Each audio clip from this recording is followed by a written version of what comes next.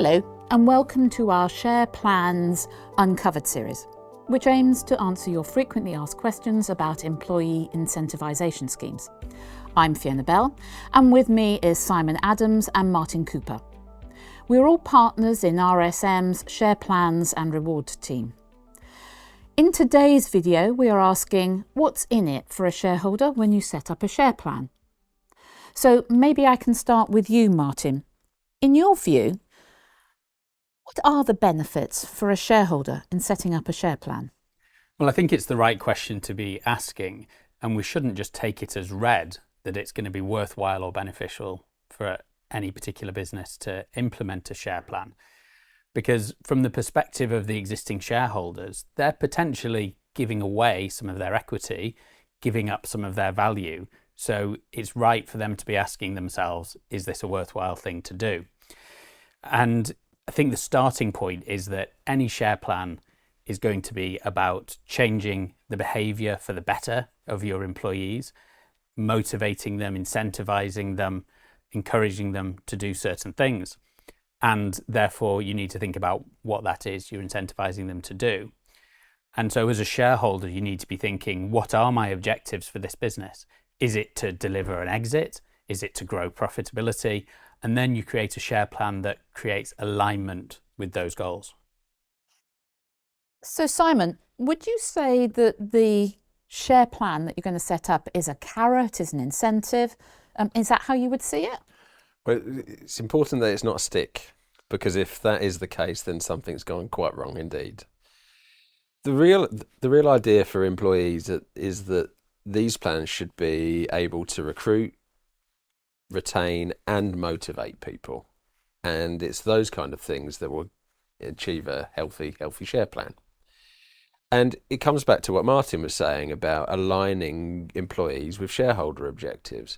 It's really important to try and get all of those people on the same track. And you will see when you're trying to recruit employees that many companies will offer a share plan. So there's always going to be an element of looking over the street and seeing what your competitors are doing too. So when you're looking to design a share plan, there will always be an element of benchmarking that goes into that initial design phase. It's really important. Martin, if we come back to you, is there any actual evidence that companies with a share plan will grow better than companies without? So there has been some good research done on the use of share-based incentives for employees.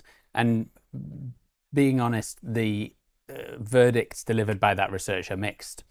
There's certainly some good evidence that businesses with equity incentives perform better than those without, but not every piece of research has shown that. And I think what that the message that should bring home is that a share plan in itself is not a silver bullet, and it's about trying to design it in a very effective way that's focused on the business, focused on the needs of your employees.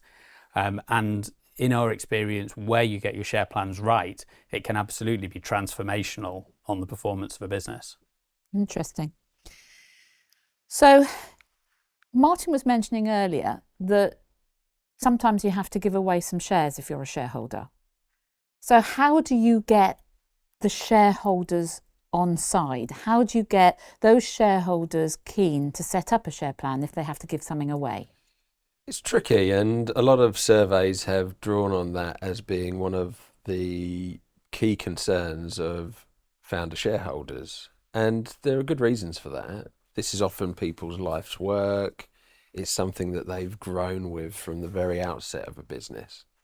And the challenge that you need to try and overcome, and very often it's with really clear and simple communication, is, well, you will have to give up something, but by taking a smaller piece of what should hopefully be a bigger pie, it's beneficial to everyone. And it comes back to what we've been talking about in this session, which is all about aligning the different stakeholders.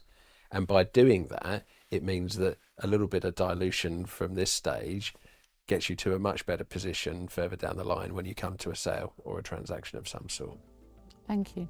So To make your share plan work, there has to be good communication and a plan designed to meet both the interests of shareholders and the team you're incentivising.